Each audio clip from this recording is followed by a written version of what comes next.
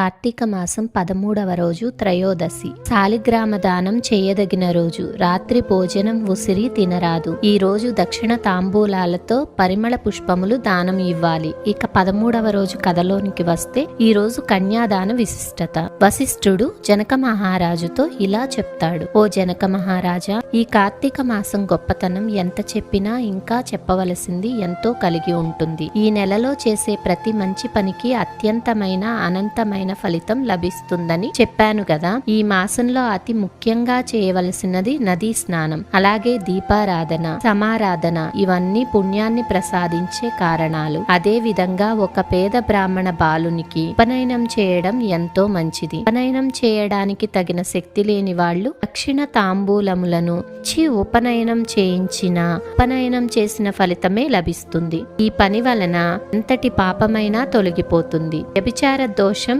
నశిస్తుంది. నూతులు చెరువులు త్రవ్వించిన ఫలితం లభిస్తుంది. వీటన్నింటికన్నా అత్యధిక ఫలప్రదాయకమైనది కన్యాదానం. ఈ దానం వలన తాను తన పూర్వీకులు అందరూ తరిస్తారు. ఈ విషయాన్ని తెలియచేసే ఒక ఇతిహాసం చెబుతాను విను. పూర్వం వంగదేశంలో సూర్యుడు అనే రాజు ఉండేవాడు. అతడి భార్య లేడి కన్నుల వంటి అందమైన కన్నుల కలది. సూర్యుడు శత్రురాజుల వలన దాయాదుల వలన తన రాజ్యాన్ని సర్వస్వాన్ని పోగొట్టుకుని భార్యా సమేతుడై అడవిలో కాలం గడుపుతుండేవాడు. ఆ దంపతులు కందమూలాలు భుజిస్తూ జీవనయాత్ర సాగిస్తున్నారు. కొంతకాలానికి వాళ్ళకి ఒక ఆడపిల్ల పుట్టింది. తల్లిదండ్రుల లాలనలో పెరుగుతూ రూప గుణ లావణ్యాదులతో యవనవతి అయ్యింది. అందచందములు గల ఆ రాకుమారిని చూసి ఒక మునికుమారుడు మోహించాడు. రాజు దగ్గరకు వెళ్లి ఆమెను తనకు ఇచ్చి వివాహం చెయ్యమని అడిగాడు. రాజు అతనితో, మునికుమారా, నీ కోరిక అంగీకరించదగినదే, కానీ ప్రస్తుతం నేను సమస్తమును పోగొట్టుకుని కందమూలాలు తింటూ కాలం గడుతున్నవాడిని, పరమ నిర్భాగ్యుడిని, అష్టకష్టాలు పడుతున్నవాడిని. నువ్వు నాకు కొంత ధనం ఇస్తే నేను నా కుమార్తెను నీకిచ్చి వివాహం చేస్తాను అన్నాడు. అప్పుడు ఆ మునికుమారుడు కుబేరుని గురించి తపస్సు చేసి కుబేరుని అనుగ్రహాన్ని సంపాదించి సమస్త సిరి సంపదలను పొంది ఆ సిరి సంపదలను మహారాజుకు ఇచ్చి రాజకుమార్తెని వివాహం చేసుకున్నాడు. పెళ్లి కుమార్తెను తీసుకుని మునికుమారుడు వెళ్లిపోయాడు. మహారాజు మునికుమారుడిచ్చిన సంపదలతో ఆశ్రమాన్ని నిర్మించుకుని జీవించుటకు అవసరమైన వస్తువులను సేకరించుకుంటూ భార్యా సమేతుడై సుఖంగా బ్రతుకు గడుపుతున్నాడు. మరి కొంతకాలం గడిచింది. ఆ మహారాజు దంపతులకు మరొక కుమార్తె పుట్టింది. రాజు చాలా ఆనందించాడు. ఆ బాలిక కూడా పెరిగి పెద్దదైంది. యుక్త వయసు వచ్చిన వెంటనే ఆమెను కూడా ఎవరికైనా ఇచ్చి వివాహం చేసి ధనాన్ని సంపాదించవచ్చు అనే ఆలోచనలో ఉన్నాడు మహారాజైన సూర్యుడు.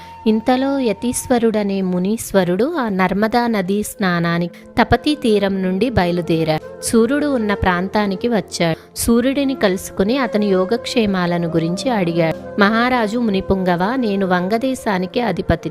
నా పేరు సూర్యుడు. నా రాజ్యము శత్రువుల పాలైన కారణంగా అడవుల పాలయ్యాను. దారిద్ర్యం కన్నా గొప్ప కష్టం, పుత్రశోకానికి మించిన దుఃఖం, భార్యా వియోగ సంతాపాన్ని మించిన వ్యాధి ఉండదు. నాకు 2 కుమార్తెలు. ఒక కుమార్తెను కొంత ధనం తీసుకుని ఒక ముని కుమారునికిచ్చి వివాహం చేసి కాస్తలో కాస్త సుఖపడుతున్నాను. చిన్న కుమార్తెను కూడా ఎవరైనా ధనమిచ్చిన వారికి ఇచ్చి వివాహం చేయాలనుకుంటున్నాను అని చెప్పాడు. అప్పుడు ఆ యతీశ్వరుడు, మహారాజా, అదేమి పని? కన్యను అమ్మడం మహాపాతకము. ఆ ధనంతో చేసే దైవ కార్యాలు, పితృకార్యాలు నిరుపయోగములు. నీకు నరకమే సంప్రాప్తిస్తుంది. పుత్ర సంతానం కలగదు. దేనికైనా ప్రాయశ్చిత్తమంటూ ఉంది, కానీ కన్యా విక్రయము చేసిన వాడికి ప్రాయశ్చిత్తమే లేదు. నా మాట విను. ఈ కార్తీక మాసంలో కన్యాదానం చెయ్యి. గంగా స్నాన ఫలితాన్ని, అశ్వమేధ ఫలాన్ని పొంది తరిస్తావు. పెద్ద కుమార్తెకు కన్యాశుల్కం తీసుకున్న దోషము నశిస్తుంది అంటూ హితోపదేశం చేశాడు. మహానుభావ,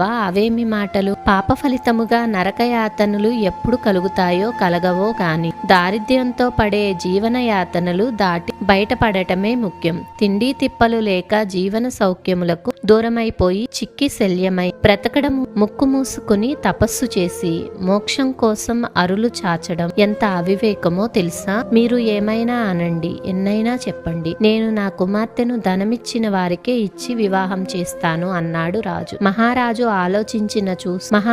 ఆలోచన చూసి యతీశ్వరుడు ఆశ్చర్యపోయి తన దారిన తాను వెళ్ళాడు. కొంతకాలానికి రాజు శరీరాన్ని వదిలిపెట్టాడు. అతడు నరకానికి వెళ్ళాడు. అక్కడ అనేక విధాలైన చిత్రహింసలను అనుభవిస్తున్నాడు. సూర్యుని పూర్వీకుడైన ధర్మనిరతుడైన శృతకీర్తిని సూర్యుడు చేసిన పాప ఫలితంగా స్వర్గం నుండి నరకానికి తీసుకుపోయారు. శృతకీర్తి, నేను ఏ విధమైన అధర్మాలను చేయలేదు.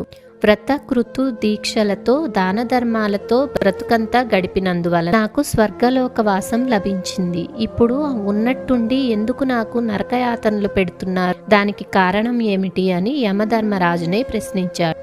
యమధర్మరాజు, ఓ శృతకీర్తి, నువ్వు పరమ పవిత్రమైన వాడివే, కానీ నీ వంశంలో సూర్యుడు అనే రాజ్యభ్రష్టుడై భయంకరమైన కఠినమైన దారిద్ర్యాన్ని అనుభవిస్తూ డబ్బుకి కక్కుర్తిపడి తన కుమార్తెను మునికుమారునికి అమ్మాడు. చేసిన ఆ దోషం వలన నీకు ఈ దుస్థితి కలిగింది అని చెప్పాడు.